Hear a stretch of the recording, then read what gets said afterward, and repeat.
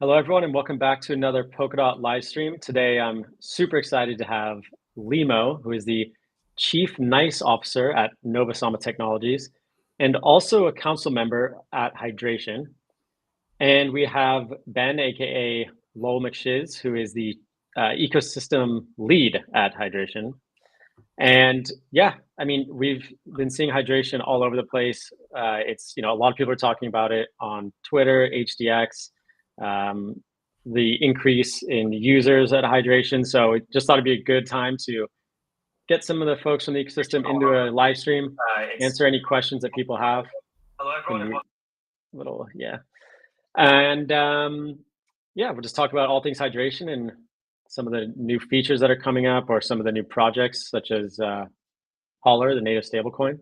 And if you viewers have any questions, there is a chat. You can leave a chat, whether you're watching on YouTube or on X, and we'll be able to answer it here.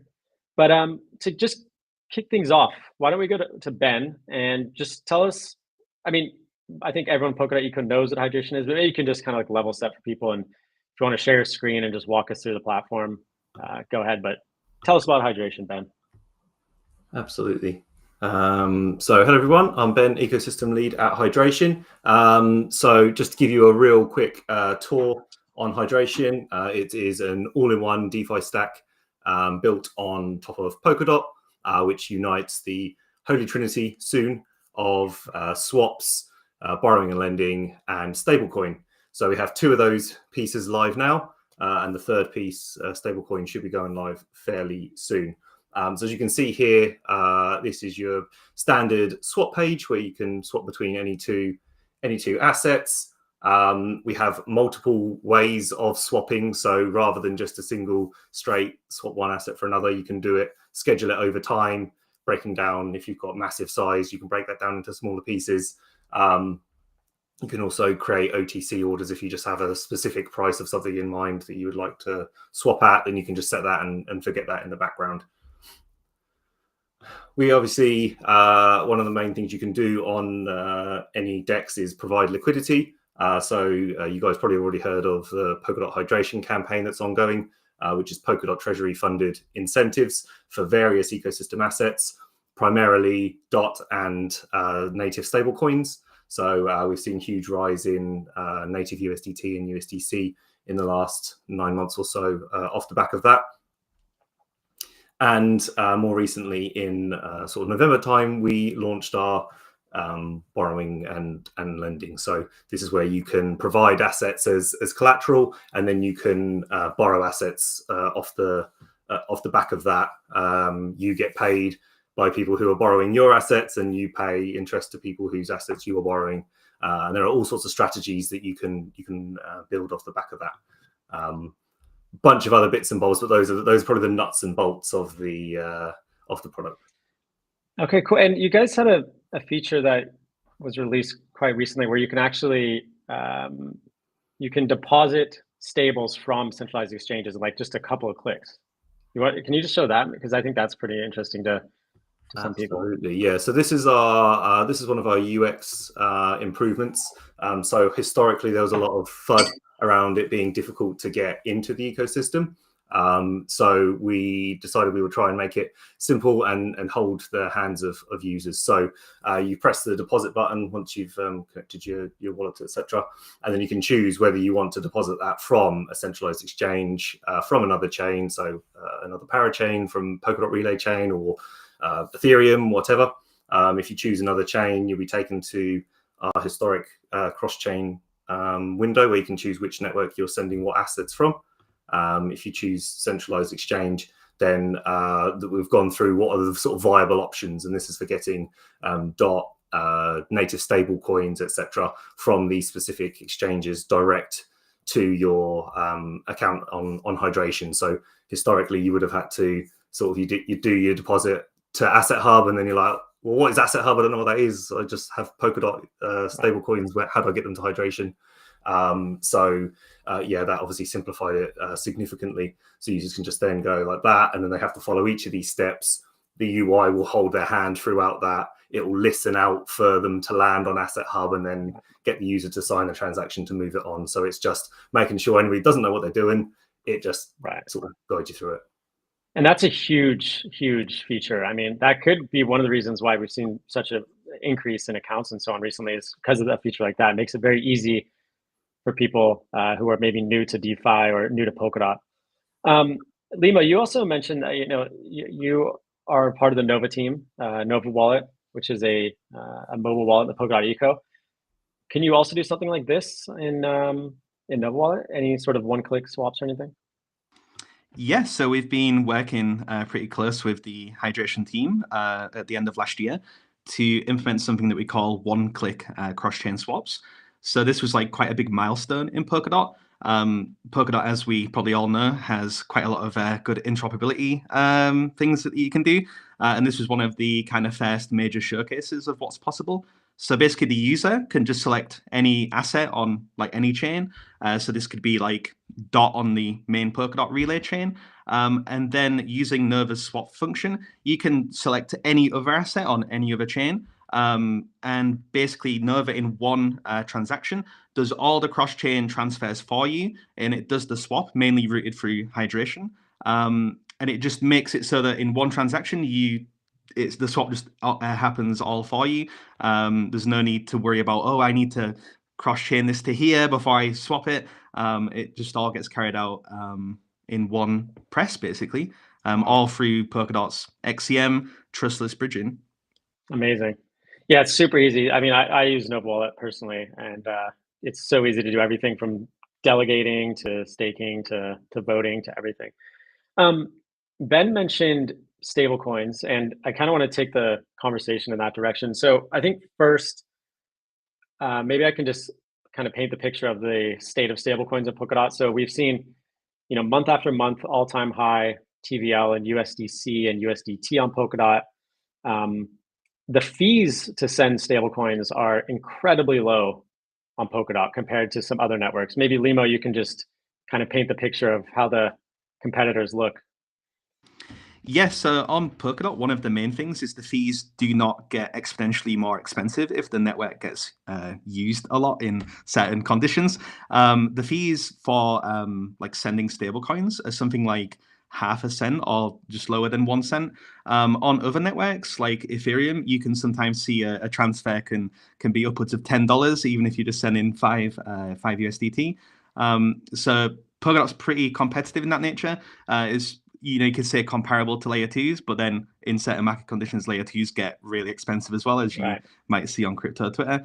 So yeah, Polkadot is pretty good. And you can also pay for all the like transaction fees using the stablecoin as well. You don't need to faff about and get DOT, for example. You can just hold stables and use them to transfer to other people. Yeah, that's incredible. That you can pay in you can pay in USDT. And I mean, yeah, imagine like I think I posted about this today, but imagine you're a worker in some place like, Argentina, Buenos Aires, you're getting paid in stables, and then you have to pay $3 to $5 to just make a single transfer. It's just doesn't make any sense at all. So Ben, maybe you can tell us about what's going on with Holler and the idea behind it, why it's needed, what the roadmap looks like. Just bring everyone up to speed on that. Yep, sure. So I mentioned the third sort of bedrock of DeFi that we're shortly launching. So that will be Holler. You guys may or may not be aware the money market, the borrow and lending that we've got on Hydration is a fork of RVV3, which is the highest TVL DeFi protocol that exists. It's super battle tested. We've got an EVM environment on Hydration, which means we can just deploy it there. Why reinvent the wheel when there's something that works so well, right? And a part of this RVV3 package is their stablecoin Go, which is great. Great growth on that and cute little ghost thing. So really bullish. But we've got that as the sort of like nuts and bolts base of it. But really, because we have our own app specific blockchain, there's a lot that we can do beyond that to make sure that it's more stable, and therefore you can eventually have lower fees and better guarantees of liquidation, and therefore a stronger peg. So Holler will be our over collateralized stablecoin. You can see the collateral options currently in the borrow window on Hydration. So you've got TBTC in there, DOT, VDOT, shortly Giga Dot, as well as USDT and USDC. So during certain market conditions, maybe not so much now. Everyone's always looking for stable coins in order to buy other assets that they're bullish on or they're looking to go forward on. But stablecoins can be in short supply, so you will have seen borrow rates for USDC and USDT and things like that upwards of 20-30% in some cases. And because supply is just so short, because nobody has them, because everyone's obviously long on Bitcoin or whatever, right? So supply can be a real constraint. When you can mint a stable coin supply based on demand, so whenever somebody has, say for example, they're really bullish on Bitcoin, but there's something else that they want to have expenses for, then they can collateralize with Bitcoin, and then they can just borrow Holler at a fixed stable rate, rather than worrying about, oh, am I going to be paying 20% the moment that somebody pulls a load of USDC, right? Or is there even any stablecoin availability?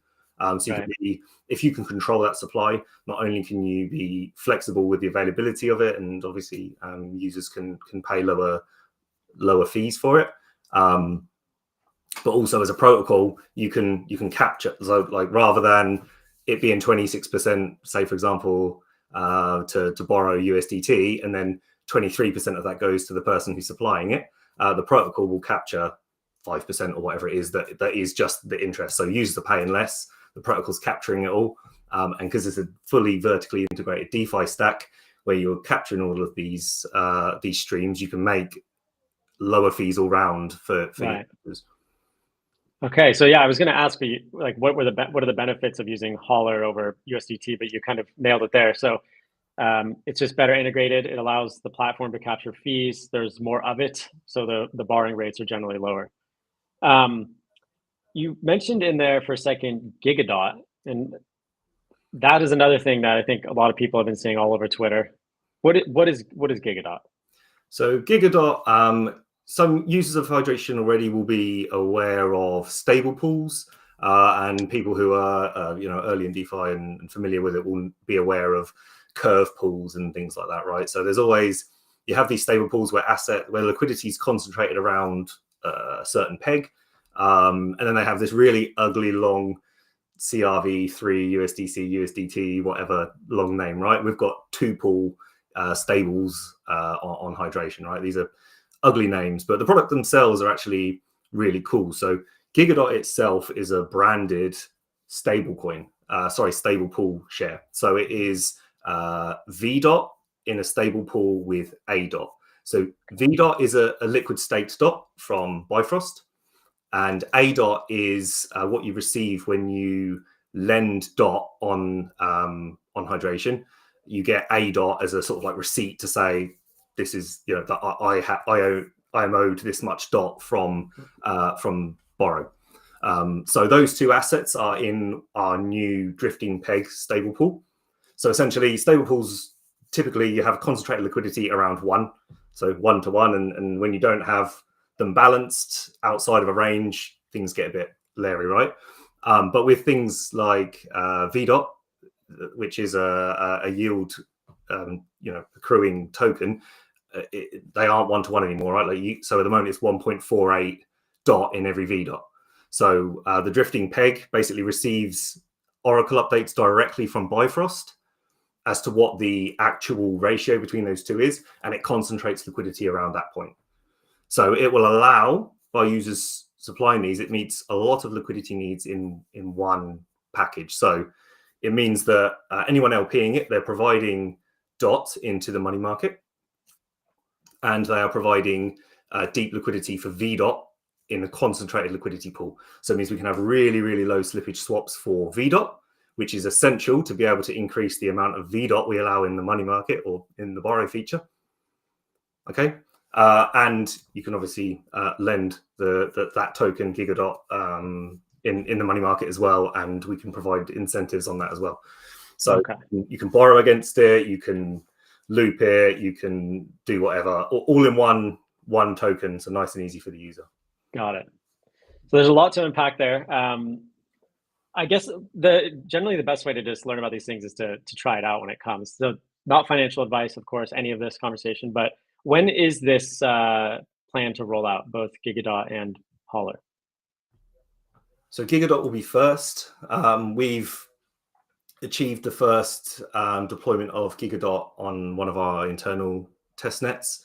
So we're basically, we had the fancy stable swap palette audited. We had it undergo an economic attack review, as with anything. So that's all gone through. We've deployed it to our test net, where obviously we're testing it ourselves and making sure that it launches correctly, making any tweaks that we need to, because you have various stages of development, right? You research it, you spec it out, you implement it, and then you get it audited, and then you need to make sure it actually does what the original guy said it needed to do, right? So ironing out all those bits, doing the integration into the SDK, because it's really critical that users can just go, okay, I've got Dot and I want Giga Dot swap, right? In our UI, just that one step. Users don't want to go, right, okay, so I've got Dot, I need to put half of it into the borrowing and lending, I need to put half of it into liquid stake Dot, then I need to supply that as liquidity, then I need to put it like this. It's just too much, right? So it's that integration's ongoing, but I would say it should be within, you can expect to see the runtime upgrade to put it on mainnet within probably the next week. Oh, wow. Okay. And then, yeah, very shortly after that, you can expect the ref to, the Giga ref for Giga Dot to go live. Holler, we've again also deployed the first version internally on one of the test nets. Bit more we want to add on to that. With a stable coin, obviously there's a lot of other things you need to make sure you factor in to make sure liquidity is right and the conditions are right. As with any new feature, we'll roll out Holler with training wheels on and just make sure that everything's as expected before going crazy. All right. Okay, so those things are coming pretty soon. Another thing, people might see is like HDX buybacks. I don't know if we want to maybe like come to Limo, because I know Limo, you're big into governance on everything, but including hydration. Do you want to maybe talk about how hydration's governance works, or the staking, or whatever you want to talk about, Limo? Floor is yours. Yeah, I mean, I can talk about OpenGov for like the next 3 hours if we want. Yeah. Basically, OpenGov is this permissionless and self-executing governance model that's unique to the Polkadot ecosystem. So Hydration swapped to it a few months ago. And what it allows people to do is you can submit any idea. So it can be treasury spends. We see them for like RPC requests and subscan block explorers and stuff. But it's also protocol upgrades. So, for example, the team that Ben works for, when they want to submit a protocol upgrade, they submit it via governance, just like anybody else should do if they want to do that. And then the HTX token holders ultimately have say in everything. It gets voted on by them. If it passes 50%, so it's like more than 50% it gets enacted. It doesn't require any third party to enact like some other protocols. It's all done like in a self-executing way. So it's pretty powerful. Yeah. Probably the best governance system there is in the whole of Web3. Absolutely. And I just like not directed at HDX, but how do you keep up with everything, Limo? How do you keep up with what's going on in Polkadot's OpenGov and HDX, Kusama even? How do you do it? There's a few things. There's tools like Web3 alerts, which Hydration has. So it prompts you on Telegram when there's a new referendum, which is really powerful to keep up to date. And then it's just community, right? Like all protocols like Hydration have a really active community. They stay on top of stuff. So if you're in like the Discord or the Telegram, when there's something new, it never gets missed. People always bring it up and discuss everything. So it's pretty awesome, yeah. Okay. And what about these buybacks that I've been seeing or hearing about? Is there anything to discuss there, or Ben or Limo? Ben maybe can go because it's like the hitch to stuff, right? Yeah, sure. So our main AMM is called the Omni Pool, right? I didn't touch on it because there's so many bits to touch on, right? But so the Omni Pool is an AMM that allows all assets in one pool, right? And there's a hub token called H2O, which is sort of what all trades route through. So this is sort of like the central token, or what everything is kind of paired with, if you think about conventional Uniswap pools. So when you provide, what this allows is that users can provide liquidity for a single asset. So if I have DOT and I want to supply liquidity for DOT and farm it, then I only supply DOT. All right, I don't have to sell half of it for ETH and then put it as a pair and then farm it from there. So under certain market conditions, when you provide liquidity, you can sometimes suffer from what's known as impermanent loss, and I won't go into that too heavily. But sometimes on hydration, you can receive this token H2O as sort of a partial compensation for how the market has moved against you, right? So the protocol hydration is sort of like its biggest LP, has been since the beginning. There was over 20 million DAIs worth of liquidity owned by the protocol itself. Hydration had accumulated a lot of Bitcoin, ETH, and things like that quite a while back. And essentially that the positions the protocol owned suffered from some impermanent loss, and we received a lot of this H2O token back, right? So it was agreed through governance that this would be set up as a long-term DCA to sort of buy back HDX, some of which is being returned to HDX stakers as it goes. So this happens every few blocks. There's a swap between H2O and HDX, and that just on goes. The most recent one, actually, I think it's got about 12 hours left until it finishes confirming. Was actually submitted by a community member, not even the builders behind the project. Wow. So that was quite cool to see that. That's the OpenGov in action there. So yeah, I mean, we're getting towards the end here, but I think we have time to go into like one more subject. I'm just going to put up the Hydration's Twitter account on the screen for everyone that's watching. Give it a follow, stay up to date with everything that's happening, all of the latest updates with Giga Dot and Holler, etc. There is a discussion around a proposal for DCAing some DOT into stables. Is that something you wanted to touch on, Limo? Or is it something else? Yeah, we can talk about that. So basically, like myself and Chaos now, Hydration and Just Ventures, we were discussing the amount of stablecoins in the main Polkadot Treasury, and how we can top it up, basically. So historically, we've been doing a DCA, a dollar cost average of DOT into stables, and it seemed to be the correct time to propose to do that again. So this basically the Polkadot Treasury in a trustless way. There's no middleman. Sends DOT to the Hydration rollup, and then automatically sells small amounts of DOT every so often into stablecoins. And then when it accumulates, I think it's 5,000 of each one, it sends that to the main Treasury account on Polkadot Asset Hub. There is a bit of a unique change this time with ADOT to get a bit more bang for our buck, I guess. I don't know if Ben wants to explain that step. Well, just before we go over to Ben, why should the Treasury diversify out of DOT into stables? Can you talk about how it's less volatile for paying out Treasury to proposers? Yeah, so basically, previously people were requesting DOT, but obviously businesses have expenses that they need to pay in fiat currency mainly. So what would happen is you would say, I need $10,000. It's this amount of DOT right now, and obviously prices can vary. So it ended up being the Treasury either was paying too much or the recipient got too little, and that led to like multiple referendums to top people up, or the Treasury not getting the best side of the deal, let's say. So it made a lot of sense to slowly DCA out of DOT into stablecoins just to pay these people for like business expenses, right? Okay. So, it's less volatile is basically the answer for paying out proposers. Ben, did you want to just touch up on the proposal, what Limo had mentioned before we wrap things up here? Yeah, so I already mentioned when talking about Giga Dot what ADOT is. So it's essentially you provide DOT to borrow and lending, and you receive a DOT token. So because we have this fully vertically integrated stack, we can incorporate the